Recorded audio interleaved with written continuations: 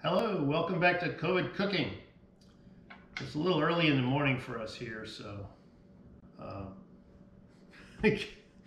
anyway, today we are making pernil, P-E-R-N-I-L. Pernil is a Puerto Rican, Cuban, island, South American dish that is basically a braised picnic ham, which is the front from here to here. And because it has the skin on it. So what I'm gonna do is I'm gonna braise this for like 4 or 5 hours. And then I'm gonna take the top off, I'm gonna crank the heat up, and I'm gonna cook it at like 500 degrees for about another hour. And that's gonna crisp up the skin. Now you can braise a pork butt, which is right above this. It's called a butt, but it's actually the part of the shoulder right above the ham. But it won't have the skin on it. The end result is just as good. I like this a lot because it makes the best leftovers.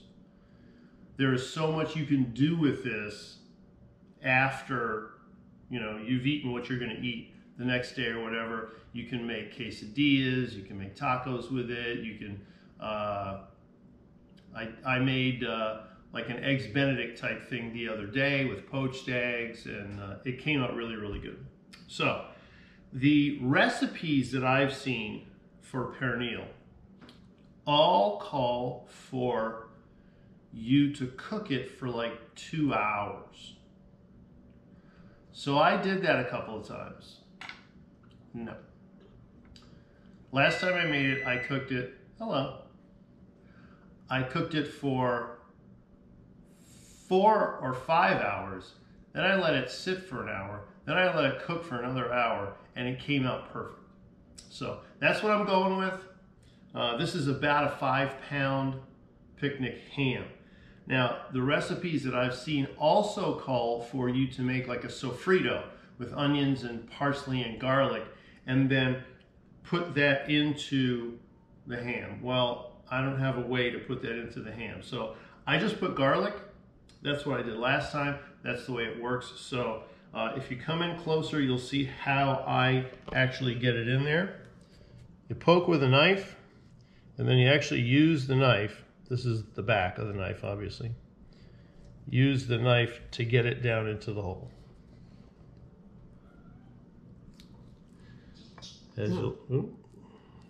As you see, there's quite a bit of garlic here. The garlic's gonna cook off, and it's gonna render into the meat.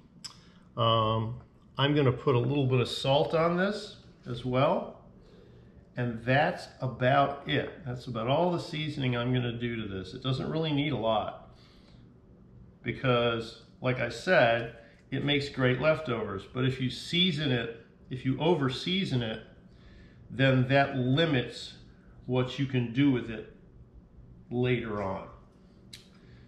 There's a thing that we used to do at Westward Ho that we called,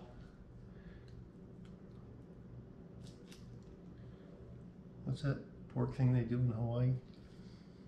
Kalua pork.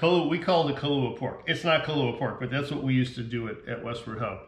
And it had brown sugar and soy and all kinds of stuff on it. And it was great, but then if you wanted to try and do something with it the next day, it had all those seasonings in it. So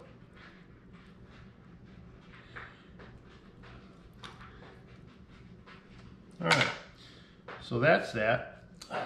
In the pan, some carrots, mirepoix, carrots, onions, and celery, basically to keep this off the base of the pan.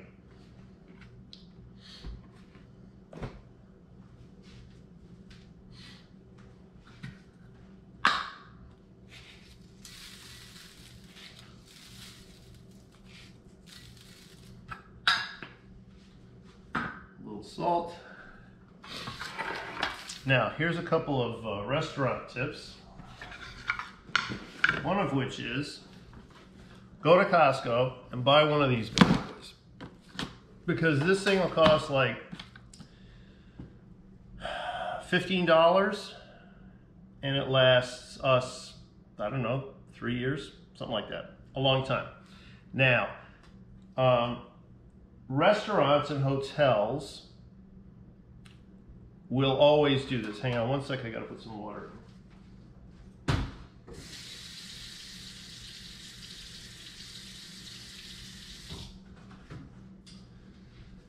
I've had differing results with these at the end.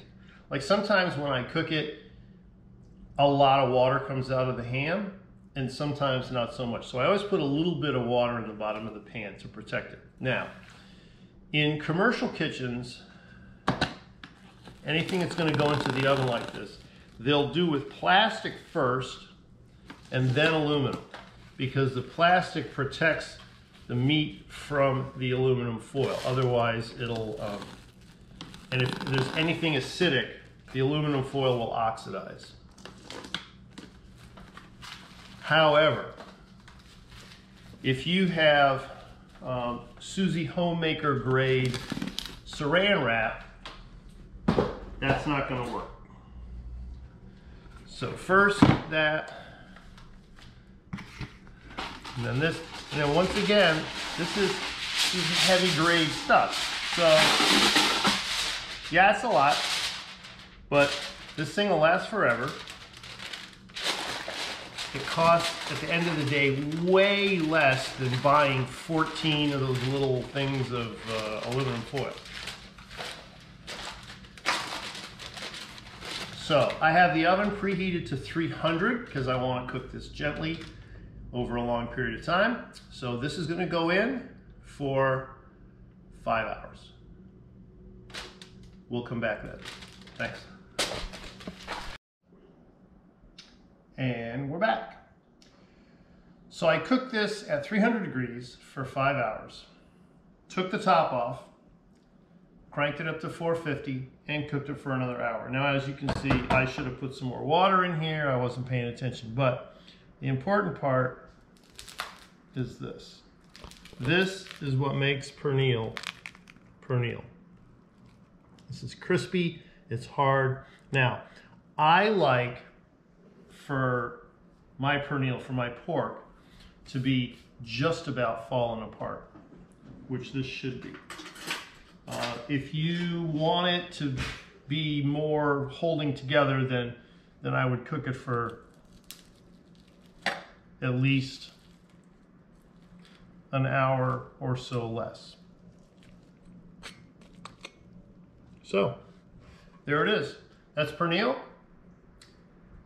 We'll catch you next time. Thanks.